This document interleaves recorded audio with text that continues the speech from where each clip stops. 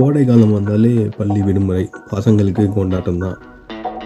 நம்ம கிராமத்துக்கு போனால் எப்போதும் அந்த மான் தோட்டத்தில் உள்ள அனைத்து ரகங்களையும் நம்ம சுவைத்து பார்க்கலாம்.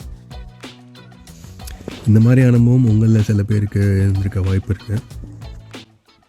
இங்கே நம்ம கிராமத்துக்கு தான் வந்திருக்கோம். நம்ம தோட்டத்தில் பார்த்திங்கன்னா இமாம் பாசன், கல்லாமணி, ருமேனியா, செந்தூரா அந்த மாதிரி பல ரகங்கள் அறுவடைக்கு தயாராக இருக்குது. இந்த ஆண்டு ஒரு நல்ல மகசூல்னே நம்ம சொல்லலாம். சில ரகங்கள் அதிகமாக காய்ச்சிச்சு, சில மரங்கள்லேருந்து குறைவாக தான் நம்ம காய்கள் எடுக்க முடிஞ்சிச்சு. அது எதனாலன்னு பார்த்திங்கன்னா, அந்த பூக்கும் பருவத்தில் ஒரு எதிர்பாராத மழை வந்ததுனால சில பூக்கள்லாம் கொட்டிடுச்சு. ஸோ அதனால் சில மரங்கள்லேருந்து காய்கள் கம்மியாக தான் வந்துச்சு. ஆனால் பொதுவாக ஒரு நல்ல மகசூல்னே நம்ம சொல்லலாம்.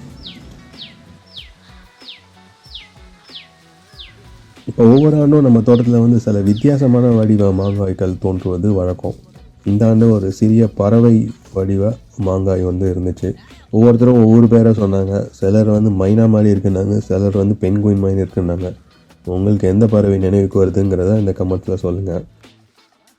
இப்போ நம்ம தோட்டத்தில் அறுக்கிற மாம்பழம் எல்லாம் திருச்சியில் உள்ள அந்த மாம்பழ சாலைக்கு தான் அனுப்புவோம். அதில் சில ரகங்களை நம்ம வீட்டுக்கு எடுத்துகிட்டு அது ஒரு பெரம்பு தட்டில் வச்சு வைக்கோல் வச்சு பழுக்க வைப்போம். 2லேருந்து ஒரு 3 நாட்களுக்குள்ளே பழுத்துரும். அந்த இடமே அந்த மாம்பழ வாசனை வரும் அது பழுத்ததுக்கப்புறம்.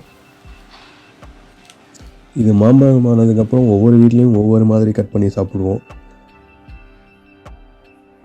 நம்ம வீட்டில் எப்பொழுதும் அந்த அருவாமனையை வச்சு தான் அரிஞ்சு சாப்பிடுவோம். எதில் கட் பண்ணாலும் அந்த மாம்பழத்தோட சுவைனா மாறவா போகுது.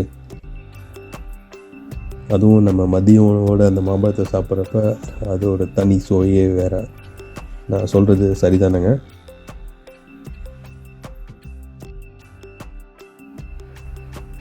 இன்னொன்று சொல்ல மறந்துட்டேன். நம்ம வீட்டில் நம்ம நல்ல சுவையான மாம்பழம் இருந்தால் அந்த விதையை தூக்கி போட மாட்டோம். சில ரக மாம்பழம் எல்லாம் ரொம்ப அருமையாக இருக்கும், சுவையாக இருக்கும். அந்த மாதிரி உள்ள பழங்களில் அந்த விதைகளை எடுத்து ஒரு சிறிய தொட்டியில் நட்டு வச்சு ஒரு சில வாரங்களில் ஒரு செடியே கொண்டுட்டு வந்துடுவோம். அந்த மாதிரி சிலர் செஞ்சுருப்பீங்க, சிலர் தூக்கி போட்டிருப்பீங்க.